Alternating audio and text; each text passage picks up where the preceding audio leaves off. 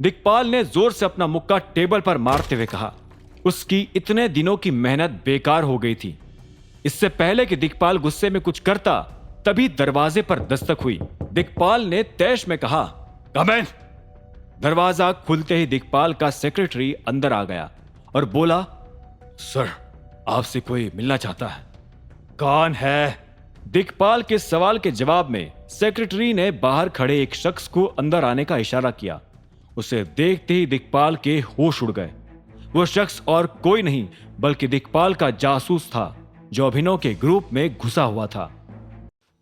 America से एक professional photo editor बुलवाने के बाद भी दिक्पाल अभिनव के उस इकलौते फोटो को ठीक नहीं करवा पाया था, जिसमें उसकी शक्ल अंधेरे से छिप गई थी।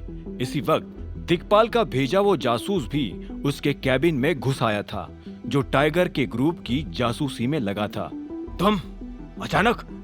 दिक्पाल ने हैरान होकर भारी आवाज में पूछा, क्या खबर लाए हो? सर, टाइगर के ग्रुप में अब एक्टिविटी बढ़ रही है। उसकी कंपनीज में नए कॉन्ट्रैक्ट्स, पॉलिसी चेंजेस अचानक से होने लगे हैं, उस जासूस ने कॉन्फिडेंटली कहा। दिक्पाल ने तुरंत ही उसके सामने एक और सवाल खड़ा कर दिया। अच्छा, और टाइगर के बारे में क्या इंफॉर्मेशन है? कौन है टाइगर, पता चला? सर, बस वही पता नहीं चल पाया है। उसके ग्रुप ने टाइगर की आइडेंटिटी बहुत अच्छे से छिपा कर रखी है। अभी थोड़ा और वक्त लगेगा। Then why are you here? जब कुछ बताने लायक इंफॉर्मेशन मिले तभी वापिस आना। Get out. निराश होकर दिक्पाल उस जासूस पर भड़क उठा। उसके वहां से जाते ही दिक्पाल ने फिर से अपनी सिगरेट उठाई, लेकिन पाया कि वो अब बुझ चुकी थी, जिससे वो और भी ज्यादा गुस्सा होकर गुर्राने लगा। दूसरी ओर अलायना के स्टोर का मैनेजर लगातार अभिनव से माफी भी मांगे जा रहा था और उस सेल्स गर्ल को फटकारते भी जा रहा था। तुम अपना दिमाग घर पर ही छोड़कर आती हो क्या? या कभी बात करने के मैनर्स सीखे नहीं है बचपन में?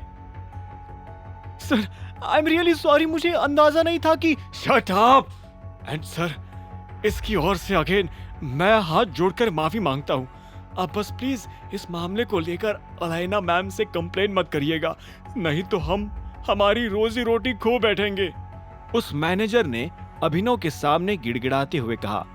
उसे पता था कि अगर इसके पास टाइगर का ब्लैक कार्ड था तो ये आदमी जरूर ही अलायना से भी डायरेक्टली कांटेक्ट कर सकता था।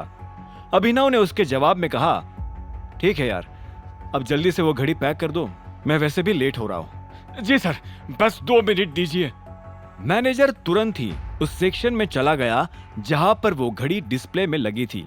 वो सेल्स गर्ल अपनी जगह पर ही खड़ी खड़ी सिसकने लगी थी और अभिनव की ओर देख भी नहीं पा रही थी। हालांकि अभिनव भी उसे भाव नहीं दे रहा था। उसे लग रहा था कि वो लड़की अभी भी नाटक कर रही है। लग्जरी घड़ियों के सेक्शन में पहुंचते ही मैनेजर ने देखा कि वो घड़ी डिस्प्ले में नहीं बल्कि एक आदमी के हाथों में थी। एक्सक्यूज मी, ये आप क्या कर रहे हैं? मैनेजर ने तुरंत ही उस आदमी के हाथों से घड़ी वापस लेते हुए कहा, अरे तुम क्या कर रहे हो? मैं ये घड़ी खरीदने आया हूं। वो अमीर जवान आदमी भी मैनेजर की हरकत देखकर उस पर चिल्ला पड़ा। नहीं नहीं नहीं, ये घड़ी ऑलरेडी बुक थी, आप डिस्प्ले में से कोई और पसंद कर लो, सॉरी। मैनेजर उस घड़ी को एक नाजुक से कपड़े से साफ करते हुए बोला, क्या?